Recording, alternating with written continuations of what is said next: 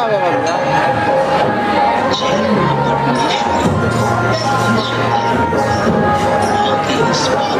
मैं हूँ पटना की प्रख्यात प्राचीन बड़ी पटन देवी मंदिर में। आप देख रहे हैं आज अष्टमी है और अष्टमी को लेकर के भक्तों की जो भीड़ है वो बिल्कुल बहुत अधिक हो गई है। चूँकि इस बार प्रशासन की भी चेतावनी है कि आप काफ़ी डिस्टेंस का पालन करके पूजन को करें, मगर जिस तरह की भक्तों की भीड़ उमड़ी है आज, क्योंकि अष्टमी भी है तो भीड़ को काबू में करना काफ़ी मुश्किल हो जा रहा है यहाँ के लोगों के लिए। फिर भी काफ़ी अच्छे से लोग भक्त जो हैं वो भी समझ चुके हैं कि किस तरह से हमें पूजा करना है, प्रशासनिक जो भी आदेश है उनका पालन करना है। और उस तरह से आप देख रहे हैं, आप सीधा दर्शन कर सकते हैं। इस वक्त हमारी माँ पटन देवी की आपके सामने है, सीधा हम दर्शन आपको करवा रहे हैं माँ पटन देवी की। चलिए, तो भक्तों की भीड़ और अष्टमी की पूजा यहाँ पे आपको दिखा दी और जानते हैं आगे। चलिए आते हैं मंदिर के जो पुरोहित हैं उनसे बात करेंगे और जानेंगे इस मंदिर के प्राचीन बड़ी पटन देवी पटना में हम इस वक्त आए हैं और बात करेंगे और यहाँ के इतिहास के बारे में।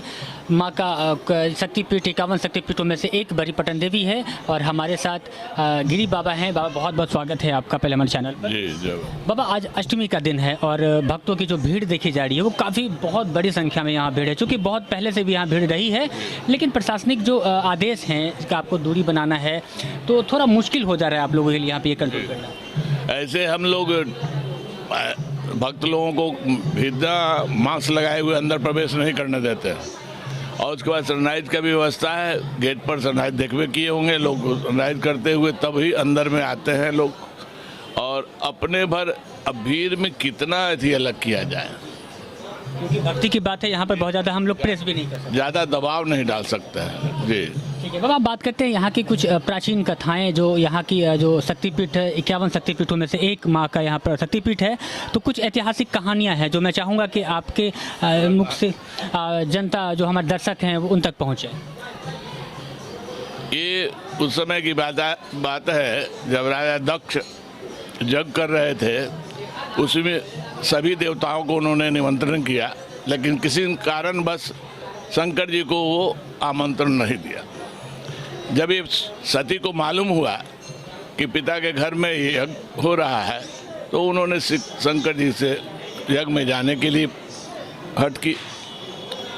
वो उन्होंने कहा कि अभी तक हमको बुलाहट नहीं आया है, बिना बुलाए हुए नहीं जाना चाहिए। इस बात को नहीं मानी और हट पर करने लगी कि हम जाएंगे, तो इन्होंने अनुमति दे दिया। फिर वहाँ जब गई तो वहाँ देखती है कि यज्ञ में सभी देवी देवताओं, यज्ञ मुनि सभी का यज्ञ में स्थान बना हुआ है, लेकिन शिव जी का कहीं स्थान नहीं है। ये देख करके इनको क्रोध हुआ। उन्होंने पिता से कहा, पिताजी बिना शिव के यज्ञ कैसे आपका सफल होगा, ये तो संभव नहीं है। तो इस पर उन्होंने कुछ शंकर जी के प्रति अपशब्द का प्रयोग किया। यह सुन करके सती को सहन नहीं हो सका, उन्होंने यज्ञ कुंड में अपने कूद करके अपना प्राणों की आहुति दे दी। और ये जब हुआ तो शिव जी को मालूम हुआ, शिव जी वहाँ पहुँच गए, तांडव करने लगे। सती का प्राणहीन शरीर को अपने शरीर पर रख करके जब तांडव करने लगे तो पृथ्वी डगमगाने लगी, सभी जगह हाहाकार मच गया, देवताओं में हाहाकार मच गया, ऋषि मुनि सब हाहाकार करने लगे।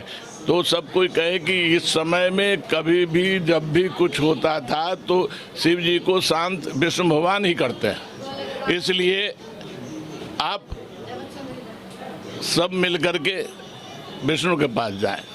वो उन्होंने विष्णु के पास गया, जाने के बाद उनसे बात की। वो कहे कि जब तक कि सती का प्राणहीन शरीर उनके शरीर पर रहेगा तब तक ये शांत होने वाले नहीं हैं। तब उन्होंने अपने सुदर्शन चक्र से उनका अंग प्रत्यंग काट काट कर गिराना शुरू किया।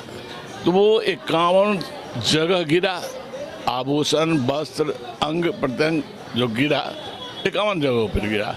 वो 51 जगह में से एक जगह पटना में, मगध की राजधानी पटना में गिरा, जो दहिना जंघा पट के साथ, इसी से पटना पाटलिपुत्र जो भी नाम पड़ा है इन्हीं से नाम पड़ा है।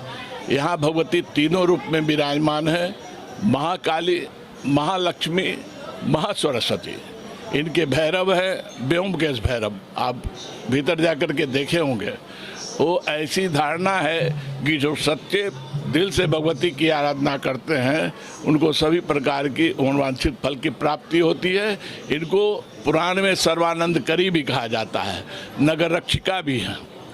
इसलिए खास करके अष्टमी का जो इनका महत्व बहुत ज़्यादा बढ़ जाता है और इसीलिए जो आप भीड़ देख रहे हैं ये महाअष्टमी का ही भीड़ है और भगवती का दर्शन आशीर्वाद लेने के लिए।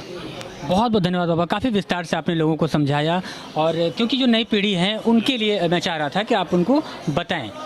चलिए बाबा, एक चीज़ और, आज अष्टमी का जो पूजन है तो क्या मंदिर के ओर से क्या कुछ खास पूजन व्यवस्था है ऐसा? नहीं, अष्टमी का यहाँ विशेष महत्व है महानिशा पूजा का। जिस रात को अष्टमी मिलता है, जो हम लोग के यहाँ कल बीत गया, जो अर्धरात्रि के बाद ये पूजा होती है, जो बहुत ही शांत भाव से बहुत बृहत रूप में पूजा होती है। लोग बैठे रहते हैं, पूजा पाठ देखते हैं और ऐसी धारणा है कि जो सच्चे दिल से उस समय भगवती की जो आराधना करते हैं वो जो फल की प्राप्ति मिलती है। बहुत बहुत धन्यवाद बाबा, हमारे साथ हमारे दर्शकों को सारा कुछ विशेष बताने के लिए।